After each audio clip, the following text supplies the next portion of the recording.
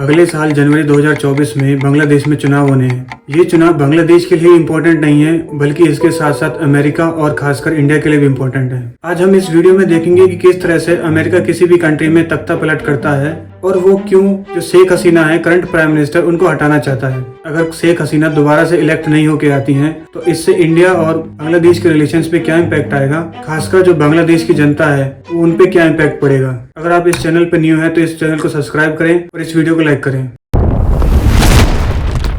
Geopolitics में कोई भी इंसिडेंट सडन नहीं होता है, इसके पीछे लॉन्ग टर्म प्लानिंग होती है। इस ऑपरेशन की प्लानिंग अमेरिका ने 2016 से ही कर दी थी, जब भारत और बांग्लादेश में लैंड बॉर्डर डिस्प्यूट रिजॉल्व हुआ था और इसके साथ साथ भारत और बांग्लादेश के बीच में नजदीकियां बढ़ने लगी थी। अमेरिका किस तरह से अपने ऑपरेशंस को अंजाम देता है। जब अमेरिका इस तरह के कोई भी ऑपरेशंस करता है, सबसे पहले वो उस कंट्री या उस कंट्री के लीडर को लेकर पब्लिक परसेप्शंस चेंज करता है। ये सब कुछ जो चेंज करता है अपने media outlet, think tank, sponsored individuals होते हैं और इसके साथ साथ कभी कभी गवर्नमेंट ऑफिशियल्स भी इन्वॉल्व होते हैं इन चीजों में। इसका एक एग्जाम्पल है सद्दाम हुसैन। इराक में किस तरह से उन्होंने वेपन ऑफ मास डिस्ट्रक्शन है, लेकिन ऐसा था नहीं।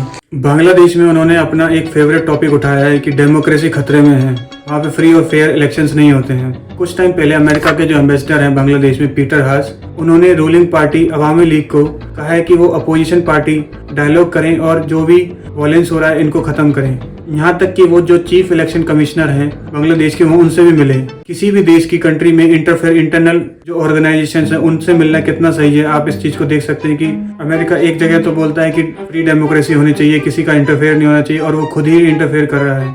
और उसके बाद ये टाइम मैगजीन ने अपने कवर पेज पे ये शेख हसीना को ऑटोक्रेटिक लीडर बताया है। इसके रिस्पॉन्स में शेख हसीना ने बोला है कि अगर बाइडेन ट्रम्प से बात करने के लिए तैयार हैं तो हम भी अपने अपोजिशन से बात कर सकते हैं। इसी साल मई में यूएस के secretary Antony Blinken new visa policy introduce की थी, रिस्ट्रिक्शंस लगाया था उन बांग्लादेशी लोगों पे बांग्लादेश में डेमोक्रेटिक इलेक्शंस नहीं होने देना चाहते हैं। इसके साथ साथ यूएस के स्टेट डिपार्टमेंट के स्पोक पर्सन मैथ्यू बेलर ने यहाँ तक बोला है कि हम बांग्लादेश के लोगों के साथ खड़े हैं। पिछले साल दिसंबर में पीटर हास जो यूएस के एम्बेसडर हैं बांग्लादेश में, उन्होंने एक पॉलिटिकल इवेंट अटेंड किया था, अपोजिशन पार्टी के लीडर से मिलने गए थे। और यहाँ तक नहीं, और जो बीएनपी अपोजिशन पार्टी है, बांग्लादेश नेशनलिस्ट पार्टी, उनके वाइस प्रेसिडेंट ने यूएस ऑफिशियल्स को गॉड बताया है कि वो डेमोक्रेसी और हमारी पार्टी को सेव करेंगे।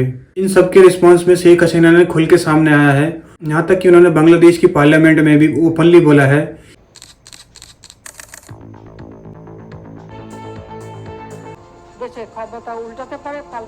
यूएस उनको हटाना चाहता है और बांग्लादेश के इलेक्शंस में इंटरफेयर कर रहा है। पर लेकिन बांग्लादेश में शेख हसीना को क्यों हटाना चाहता है, उनको इससे दिक्कत क्या है। देखा जाए ज्योग्राफिकली बांग्लादेश अमेरिका से बहुत दूर है और ना ही वो आसपास है उसकी अमेरिका की मिलिट्री पावर और इकोनॉमिक पावर को लेके।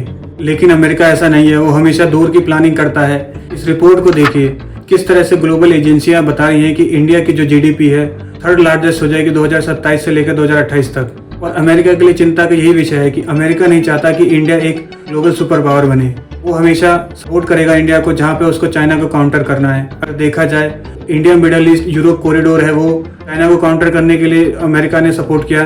और अमेरिका इसलिए भी सपोर्ट कर रहा है कि इंडिया और चाइना आपस में लड़ें, ये दोनों कंट्री एक दूसरे को खत्म कर लें, जिससे उसकी ग्लोबल हेजेमनी दोबारा से कायम हो। इसके साथ साथ जो बांग्लादेश में अपोजिशन पार्टी है वो एंटी इंडिया पार्टी है।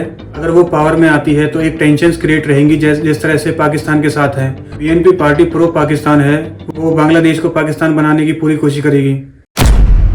इन सब से इम्पैक्ट क्या होगा इंडिया पे अगर बीएनपी गवर्नमेंट फॉर्म करती है आने वाले इलेक्शंस में। भारत और बांग्लादेश के बीच में जितने भी डेवलपमेंट प्रोजेक्ट हैं, जैसे इंफ्रास्ट्रक्चर कनेक्टिविटी प्रोजेक्ट्स हैं जो नॉर्थ ईस्ट से भी जोड़ते हैं, उन सबको वो बंद कर देगा। यहाँ तक कि वो चाइना को अपने इंफ्रास्ट्रक्चर प्रोजेक्ट में एंट्री दे दे। ये इलेक्शन सिर्फ इंडिया के लिए इम्पोर्टेंट नहीं है, ये बांग्लादेश की जनता के लिए भी इम्पोर्टेंट है। जब से शेख हसीना गवर्नमेंट में आई है 2009 से, बांग्लादेश ने बहुत तरक्की करी है, एम्प्लॉयमेंट वाइज और इकोनॉमी के जीडीपी वाइज भी। अब देखते हैं कि इन इलेक्शंस में क्या रिजल्ट रहता है, बांग्लादेश के लोग अपने फ्यूचर को सिक्योर करने के लिए किस पार्टी को वोट करते हैं। अगर आपको ये वीडियो अच्छी लाइक करें और इसको शेयर करें।